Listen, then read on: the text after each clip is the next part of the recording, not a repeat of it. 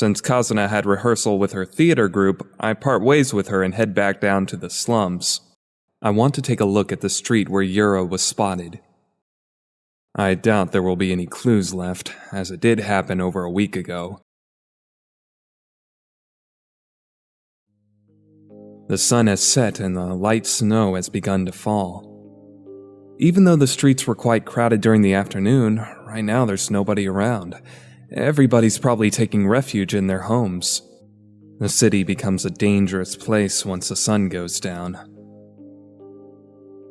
I'm sure it was around here somewhere. Dilapidated barracks line both sides of the street. The alleys are overflowing with garbage, and an odor like urine assaults my nostrils. This neighborhood is practically brimming with shady characters. I wander around in the gradually strengthening snowfall, searching for clues related to Yura. At that moment, I hear a voice from down the road. Listen well, all ye who dwell within this filthy world. Our holy prophet has shown us a new path to salvation. A woman's piercing voice rings in my ears. What the heck? The voice continues to stir up the crowd with intense rhetoric. I suppose I'll go take a look. Right now, the prophecy of our destruction is steadily being fulfilled. The beast that consumes our flesh, the black-winged angel from heaven. These are the omens of our impending destruction. Now is the only time for you to repent. A tall woman is doing the yelling, standing in the middle of a vacant area between the rundown barracks. And in the clearing around her are people quietly lending their ears to her speech. What the heck's going on? I stand dumbfounded at the entrance to the plaza. Otherwise, you will all bear witness to a great tragedy. There are people in the midst of the crowd who have their hands together in worship. Is she some kind of occult priestess or something? I slowly ease my way closer to get a better look at the strange girl. She has waist-length hair and an angular face. With her neat, trim appearance, she's completely out of place in a slum like this. But what's most striking of all is her dark eyes. It's as though they're looking through a pale membrane. They're oddly transparent, and there's something intense that lies behind them. She resembles somebody I know. In fact, I know those eyes all too well. Here you are, sir. Huh? I'm suddenly jerked out of my reverie. This is for you. A child wearing strange-looking garb thrusts out a leaflet at me. If you're interested, give this a read. It's got all our leaders' prophecies written on it. Prophecies? I accept it and take a look. The leaflet is packed tight with words written in an eccentric little font. I can see a title on top, The Book of Purgatory. Come on, what the hell is this? Creepy. That's the first impression it gives me. You should make sure to read it over. You'll die soon if you don't believe what the leader has to say. The child looks up at me with an impudent smile. Absolute hogwash. Oh. I toss away the leaflet and turn around. I don't have time to be associating with some crazy cult. However, there is no need to fear. The resurrection of our founder will bring the light of salvation upon this world. The woman's emphatic shouts echo behind me while the crowd continues to murmur quietly. Nothing for me to worry about. She's just one crazy woman, probably a drug addict.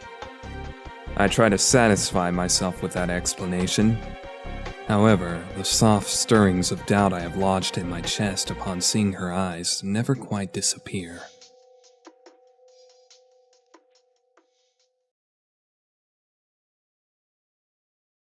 After leaving Aoimachi, I make my way back to the Yukishiro. Shugo-sama, a visitor came while you were away and left this letter for you.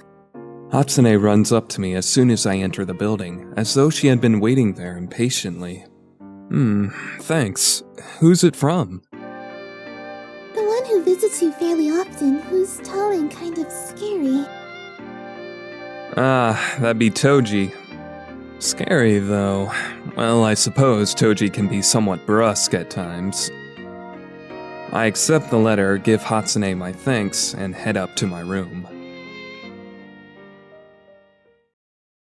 Aoki Toji is a member of the Hand of Death, a syndicate established here in Ueno. Toji is also one of the few people I can call a friend. Even a cop who's only down in the seamy underworld for a short time can make some connections there.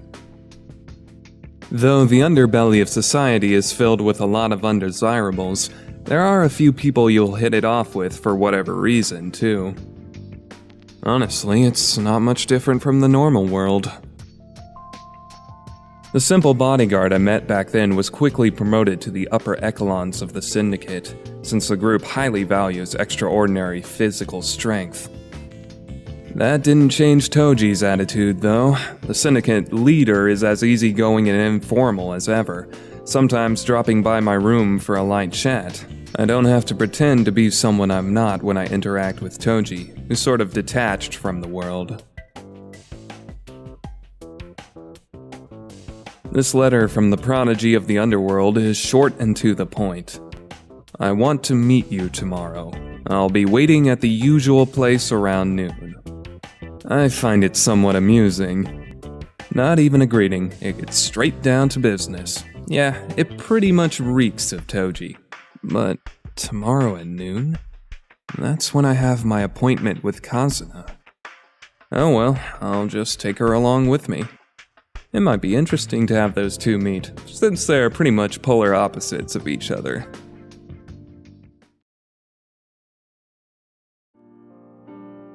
Well then. Last night I went straight to bed since I was so exhausted. I've got to find some way to bathe tonight. The Yukishiro girls are probably using it at this hour, so I should probably pass on that idea, but... what do I do? Well, I'll just be a stinky pig then. Thankfully, it's winter right now. It's not like I'm gonna die from not bathing for 2 days. Well, I do feel bad for the other girls here. I kind of feel awkward using that extravagant open-air bath every day, seeing as how I'm just a plain old freeloader. I take a whiff of my kimono. I guess I can get by with this. Really, it's not as though it's gonna kill me. Satisfied, I walk off down the hallway. On the way to my room, I come across Hatsune unexpectedly. Shugo-sama, good work today. Acting the part of the well-mannered young lady, Hatsune bows her head. You too. Are you finished with work for today? Yes, Huh? She stops midway with a confused look on her face. Her cute little nose twitches. What's wrong, Hatsune? Well, there's this smell. It's nothing. I apologize for saying something odd. Really? I'm a bit concerned, but if she says it's no problem, then what can I do? Perhaps I'm better off not asking. Well then, Hatsune, good night. I bid her good night and try to get back to my room post-haste. Oh, Shugo-sama? Huh? Well... Yes? If you've got some free time at the moment, could you keep me company for a little while? Hatsune makes a proposition, blushing furiously. I wonder what she wants. And, taking care not to be seen by others, Hatsune leads me to her room at the end of the hallway. Shugo-sama? Hatsune's embarrassed voice echoes around the room. Is this tight enough? No, that's no good. Go a little easier. And try to wrap your index finger and thumb around. I'm sorry. I'm just so clumsy. Oh, come on. I lay my roughed hand on top of Hatsune's. She's gripping the slender rod with some trepidation. Her cheeks quickly flush crimson. I'll teach you how to write like a pro. Okay, Shugo-sama. Hatsune's hand has a pencil, slender rod, clenched into it. I guide her through all her letters. Due to her lifelong tendency to fall ill, she was never able to attend school enough to get a good education. I've taken the opportunity to help Hatsune along with her studies. See? Just write them like this. Got it, Hatsune? Yes, Shugo-sama. Thank you very... She stops midway with a confused look on her face. Her cute little nose twitches. Something wrong, Hatsune? Oh, nothing. Though her brow is furrowed, Hatsune does her best to put on a gallant smile. I'm okay. I'll deal with it. Whoa, deal with what? Now I'm really concerned, but I get the feeling that saying anything here will shatter her endurance. I'll just man up and keep my mouth shut. At any rate, I'd better start making bathing part of my daily routine. Alrighty, let's call it a night. Oh, Shugo-sama. Sorry about that. Thanks for staying with me so late. Ever the paragon of good manners, Hatsune bows. But... even though you walked me through it all, I didn't make any progress today. Nah, that's not true. I lay my hand on Hatsune's head. It serves as a comforting pat as well as a way to tell her good work. Oh. Compared to when you first started, you've made great progress. Well, since you're up this late every day working at it, if you take it seriously, you'll be reading and writing in no time. Really? I guarantee it. Give it your all from now on, Hatsune. I'll help you out to the best of my abilities. Okay. Thank you, Shugo-sama. Her eyes sparkle brightly as she expresses her gratitude.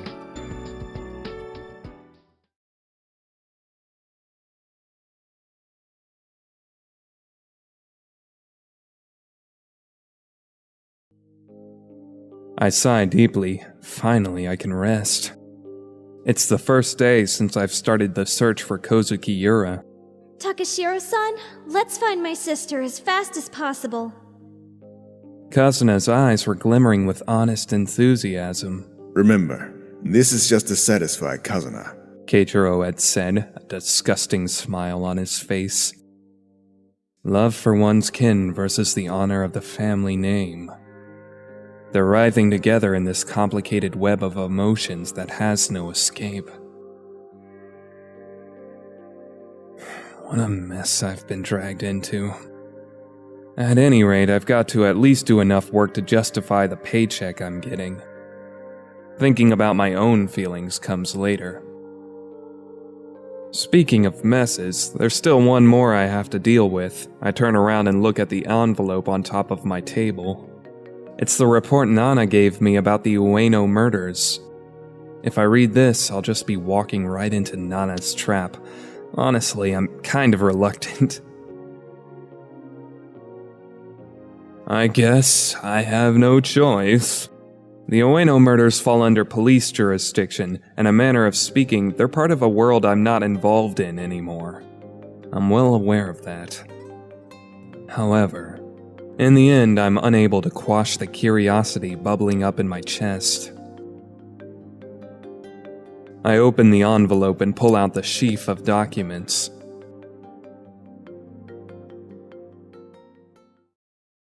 The first victim, Isaka Shizuko. She was a female student enrolled at the Kaio Private Academy in Ueno. Apparently, she was one of my classmates. Pity we never got the chance to meet while she was still alive. She was murdered on January 6. Her parents contacted the police because their daughter hadn't returned home by nightfall. She was not found that day. Shizuko-kun was a model student and a member of the flower arranging club, the very epitome of a sheltered girl. Her dream was to become a congresswoman, and to achieve that, she studied day and night and never once violated curfew. Truly a pity. Nana's running commentary continues in tiny characters. I digress, but apparently Shizuko-kun's mother was reminded of her when she laid eyes on me in uniform. The woman teared up a storm. She berated me and told me to just leave her alone. I guess the reporters had been hounding her. I was being a bother to this emotionally unstable woman. I finally got through to her though. It was worth it to be sincere and have a talk with her.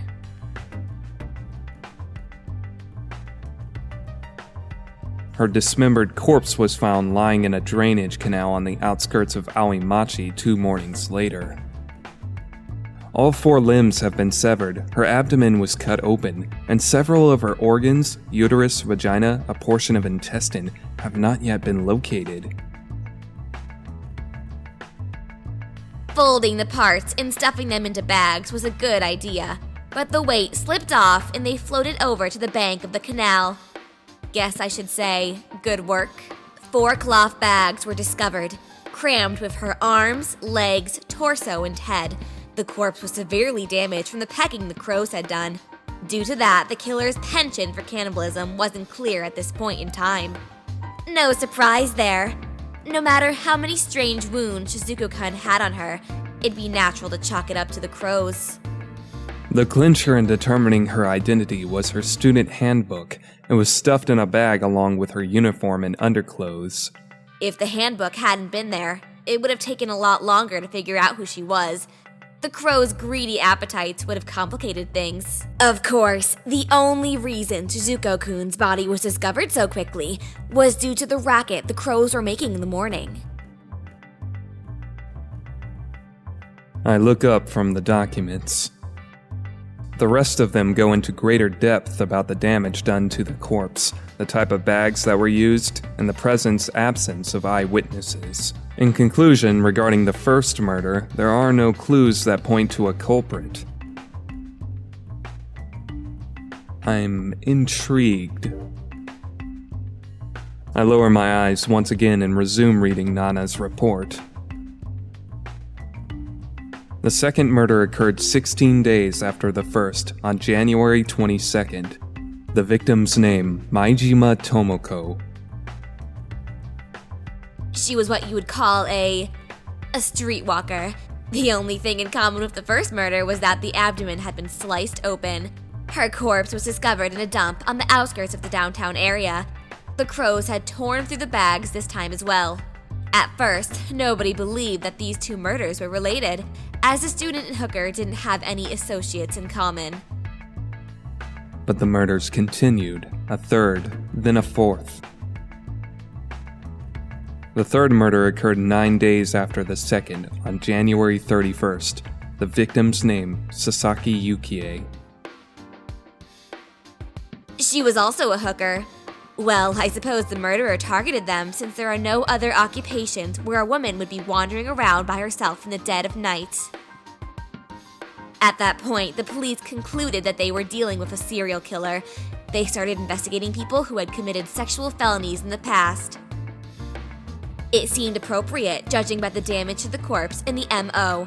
On the other hand, you could say they were rather slow in connecting all the dots. Why, you ask? Well, that's because 5 days later, the fourth murder occurred. The fourth murder happened on February 5th. The victim was a housewife who lived in Kanda, Kusakabe Akimi. On noon of that day, she left her home to take care of some business at a friend's house. That's when she vanished. What immediately catches one's attention at this point is that the time interval in between murders seems to be getting shorter. At the same time, the murderer has honed his skills at amputation. Furthermore, he's getting sloppy in choosing places to dispose of the corpses. After all, the fourth victim was disposed of in an alley downtown. I'm actually rather impressed. What we can glean from these circumstances is that the killer is becoming more accustomed to the act, and that he's starting to become unable to keep his appetite in check. I've had enough of this. I feel repulsed by these gruesome, bizarre murders, but what annoys me more is the attitude in which Nana speaks about them, coolly, and at times happily. It sounds nothing like a report you'd expect a female student to write. The things that girl does. A chill runs through me. The little sister that I've grown up with has suddenly transformed into some unrecognizable monster. But still, I whip my head around to chase away the rising anxiety in my chest. Nana can't possibly continue with her eccentric behavior forever. When she hits a certain age, she'll... With my worries about Nana still swirling around in my head, I return the documents to their envelope. Huh? At that point, I notice a bundle of photographs inside. These are... There's no mistaking them. They're photos of the butchered corpses from the bizarre serial murders. Their bodies are neat and clean, photographed upon the autopsy table. Their limbs were hacked off and their organs gouged out through their uterus. Damn, that's brutal. A sigh escapes through my lips. It's one thing to hear about the murders and another to actually see the terrible sight of the corpses with one's own eyes. I toss them back into the envelope and flop down onto my futon. Damn it all. Sleep overtakes me while I chase around all the vague worries in the back of my mind.